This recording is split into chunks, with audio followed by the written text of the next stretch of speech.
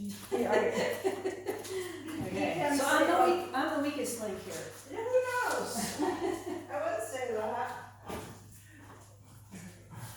So sit on the dog requires a chair, a leather leash. This is yours, by the way. Oh, okay, this is leather. Yeah, it's all knotted, no. Oh, it is, yeah. Knotted leather leash. Yeah, it's knotted so that I can keep, reeling him in. Right. Well, we're gonna do it, teach him so you don't have to do that. Okay, I'm liking that.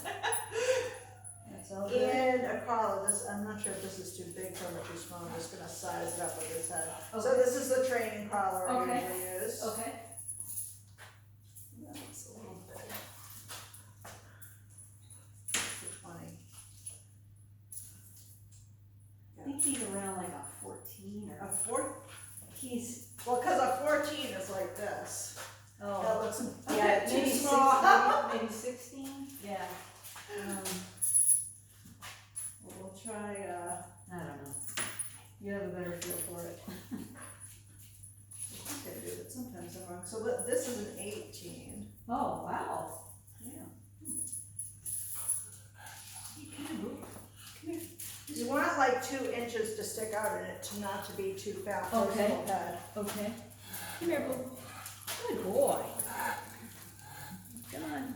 This is a keeper collar that he's got on, so it's a hidden prong. Ah, Hey, boo. Come here. Come here, buddy. Hey, you. this looks like it's gonna be too small. Okay. I'm just gonna grab the 20. Okay. And Julie's stressing him out. Hey, sweetie. Who's a good boy? Huh? Oh, good boy, sit. Hey, good boy, sit. There we go. That feels better. Was All it right. 18 you said? 20, that's 20. 20, oh wow. Yeah, you want it to stick out about 2 inches, but we might, since you have a prong, we might also employ that. But for Okay. this exercise, we don't really need to. So do you want me to just take the leash Yeah. off or leave it and leave the collar on? Yeah. Or? All right. Yeah, it's one of those keeper collars, so it's prong except for right here. Oh, okay. Yep.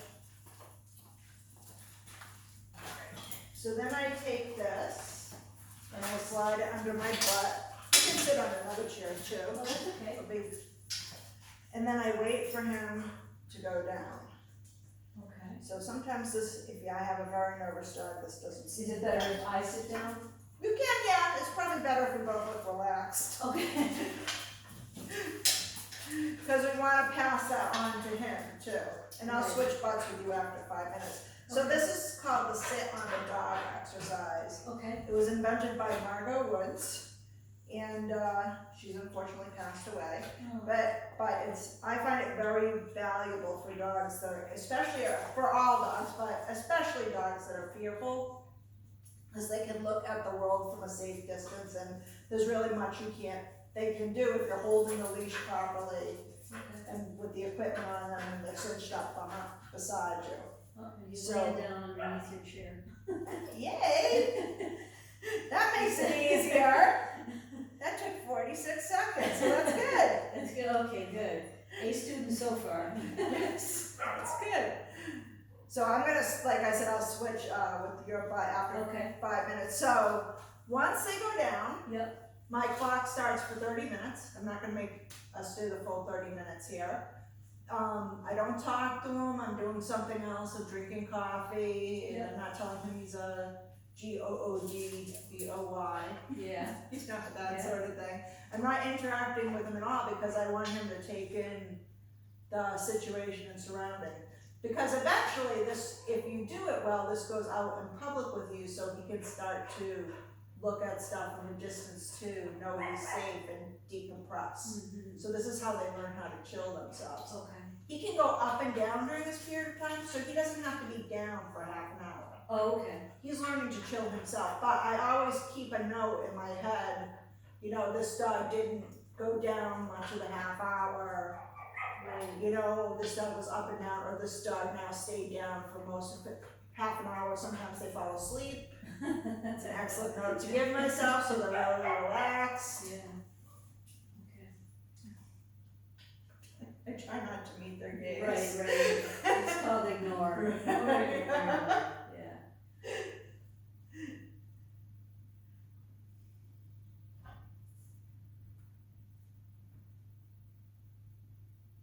Here comes my husband. Perhaps he distracts him or walk through the door.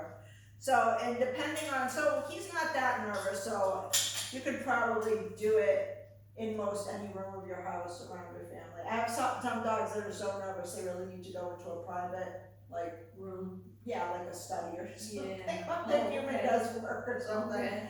I have 2 dogs and they're in for board and train that took them 45 minutes to go Wow. down the first time, yeah. Wow.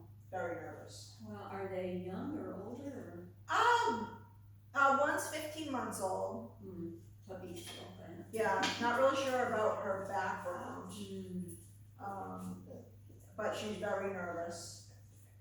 But a sweetie pie.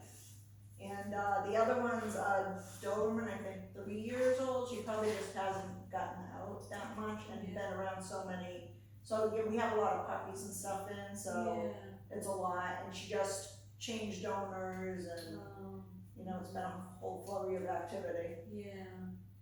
So she's just getting used to it, you know.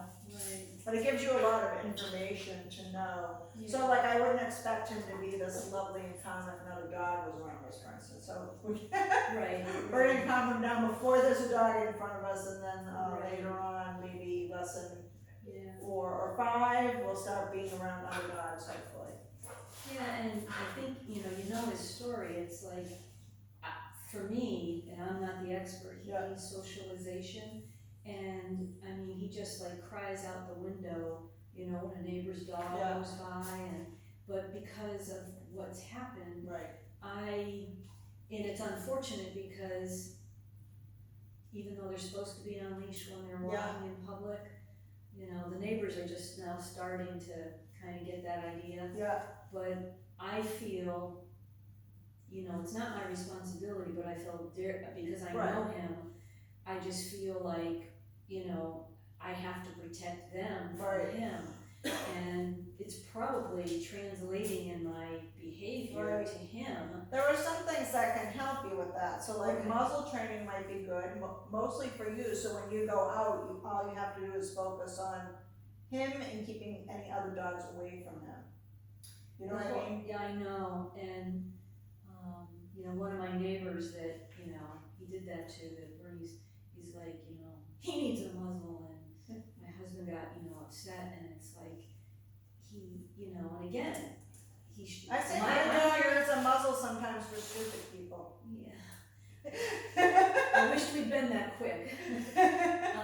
You know, I just don't want to have, because we live in a very small neighborhood, and, you know, I think a muzzle would send the wrong message, like he's a danger dog. Yeah.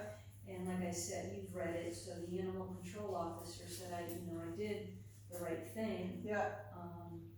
But I just, you know, and then someone down the street just got a border collar puppy. It's like, you know, it's all these, so I go out very early, like I go out usually around 6:30 in the morning, take him for a nice 2.5-3 mile walk, and then in the evening another, you know, almost a mile. But meanwhile, you're getting in that vicious circle where you're avoiding dogs, right? Absolutely. Yeah. So you don't want to do that either. No. That's why I don't really, I know it's a hard thing to do. Yeah.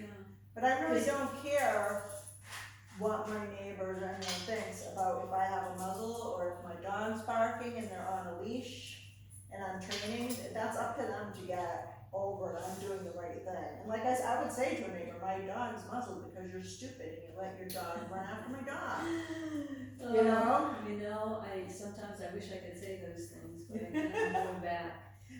You have to be an advocate for your dog, you know, and because you're going to have to get out of that vicious cycle in order for him to, and it's not about having them meet dogs at first, it's just about having them being able to see them from a distance and learn his signals on when it looks like he feels calm and comfortable about that.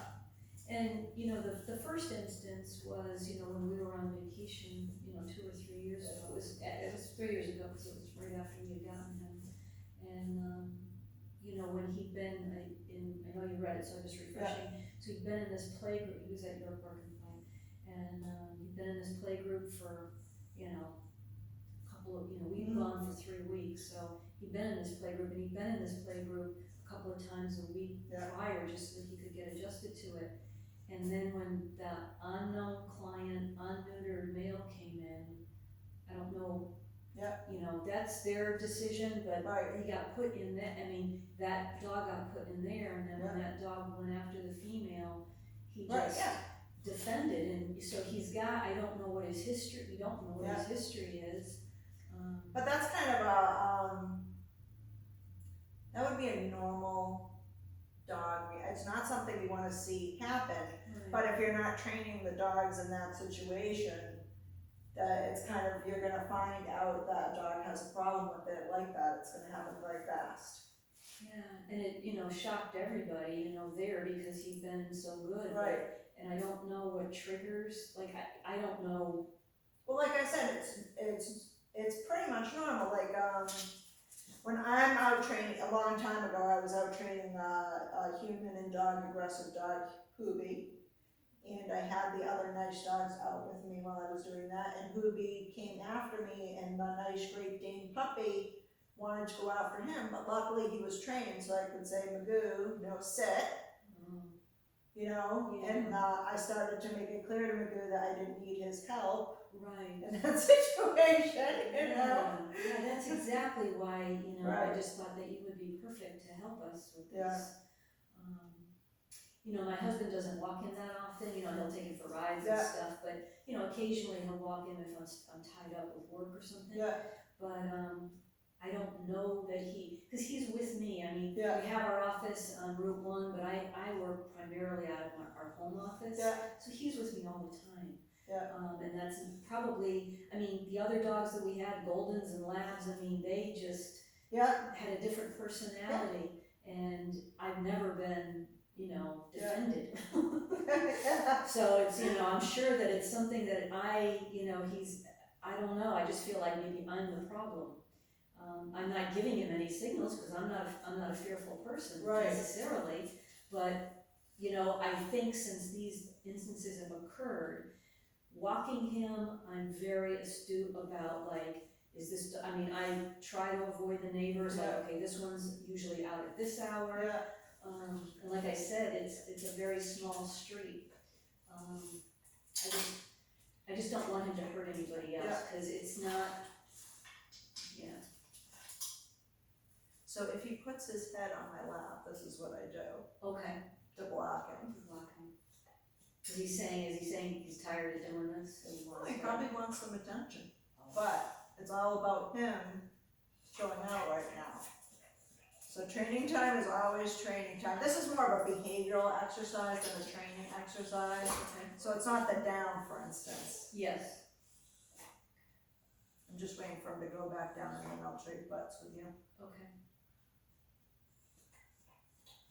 Nice and cool in here. So I figured we'd do some in here. When it gets going in the summer, though, it won't be cool anymore. No, I know. The garages heat up. But right now it's delightful. Especially, you know, when the weather heats up real fast. And you're just not accustomed to it. That's when I usually get sick. You don't mind after you've had, you know, a couple of weeks of it, then you're there.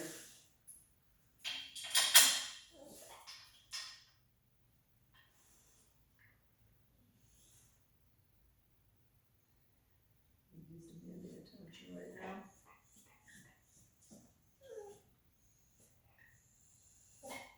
From anyone he can get it from. He might start some good man barking now.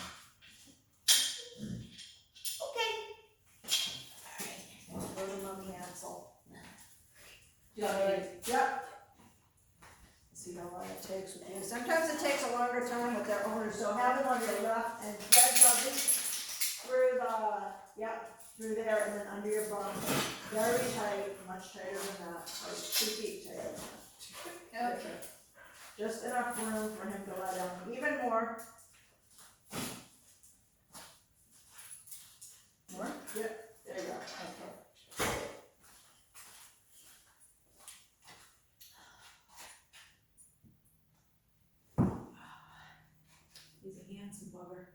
He is.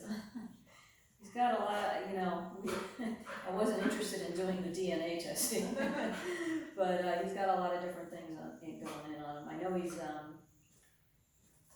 our vet originally thought he was Shar-Pei, and I think he is, because you can see the ridges sometimes. Yeah. But she thought so because of his ears, but unfortunately his ears have been cut. Really? Yeah, because they're not finished on the bottom. Oh, boy. And I know they do that. He came up from the south. I know they do that for dog fighting, so that the dogs don't clamp onto the ears. But it's not finished. They're not finished off. Yeah. So I just don't know what he's been through, but Yeah. he's pretty darn good for you Yeah. know. And maybe that was done when he was a puppy. I don't know. Probably. But That's the first time I've ever heard of a mutt having their ears cropped like that. yeah. I mean, Dobermans, we don't do this to our Dobermans if we can get to them before the breeders get to them. Yeah. You know, Dobermans had theirs cut originally because they're protection dogs. They didn't want people to pull on them. Oh. So that's probably the same concept. Huh. Wow. But Yeah, you know, and again, because I just thought that's so odd, because no matter what our kind of dogs ear are you have. protection dogs. So Yeah. And then the show dogs, of course, they make the crop like way up high, which is ridiculous. Yeah, I've seen, you Yeah. know, like, That's just for show. oh, okay, like a Westminster Right. thing, right? Right. Yeah. Wow. Yeah, it's just for show and it's a pain in the neck. Oh, good. 2 minutes for you. Is it pretty good? Yeah. Awesome. I won them. Uh-huh. Yeah, I just, you know, I reached a point where I told Greg, my husband, I said, you know, I'm not a, I enjoy having dogs, but Yeah. I don't know how to fix this. Yeah. And, you know, it's not fair to him. Just work and patience. Yeah, but, yeah. It's just not fair to him because, you know, he's doing it for a reason and it's probably me. I don't know. Oh, and I'm sure he came scared. For whatever reason. Yeah. You know?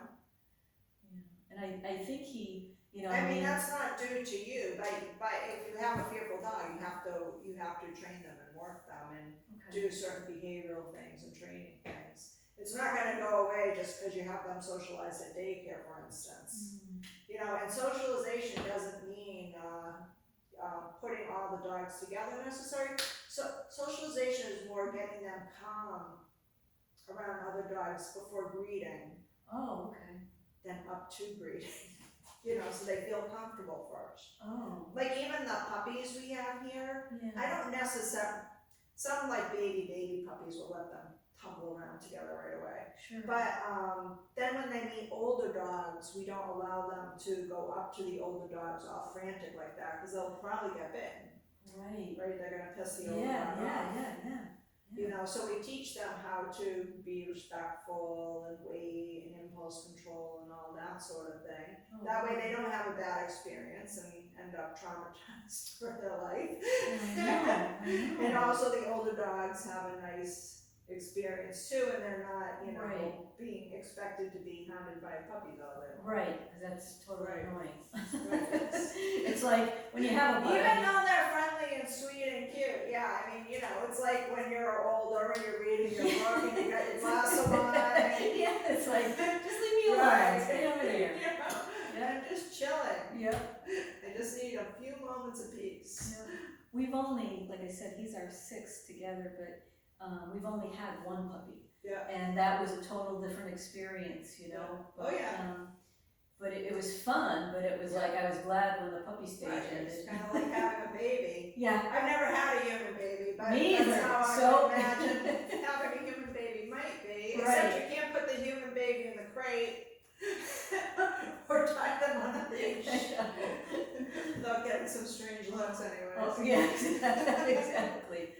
I used to travel and when his name was Rudder, and he could instinctively, as soon as I pulled that suitcase out, Yeah.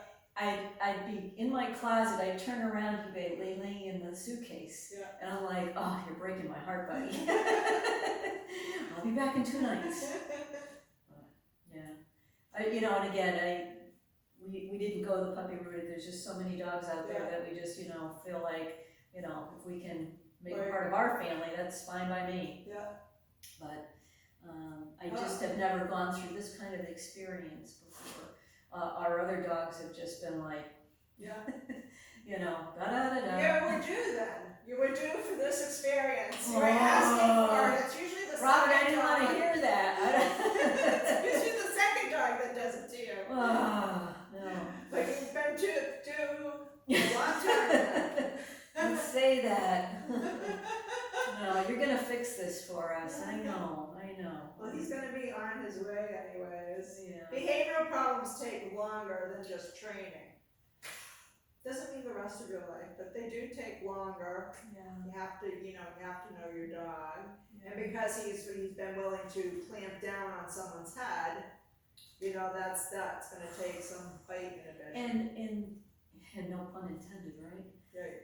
And the thing that is so frustrating at the very least for me is that he will, I don't know that command. Yeah. And it's like, the only thing I knew was drop it, leave it, whatever, nothing, Right. And until, one of the neighbors. Well, it's more of a behavior first, getting him calm and feeling safe first. Well, it's And kind of. then I'll leave it or drop it or out. But that takes, you don't, what you want to work up to is not having to use that command at all. At least when a dog's in the mouth. Right, I know, and it happens, again, he was charged, and it happened so quickly, Right. but then when the other one came up, to get that one off, then he did, and it was just like, and he would not release. Right. Oh, I mean, it's frightening, for. There's scarier things than not release. What's scarier to me is if they go for the jugular.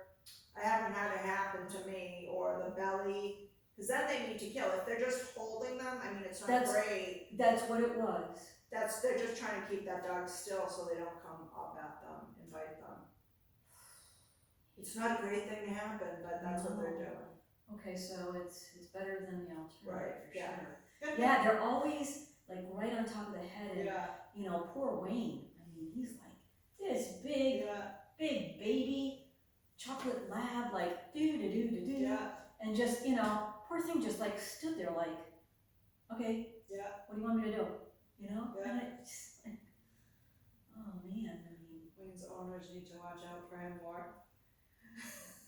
they're getting better. Like Yeah. at least they put him on a leash now. Yeah. And he's older. He must be. I'm thinking he's about 12 now. Yeah. They have a Labradoodle who was just like off the wall. Yeah.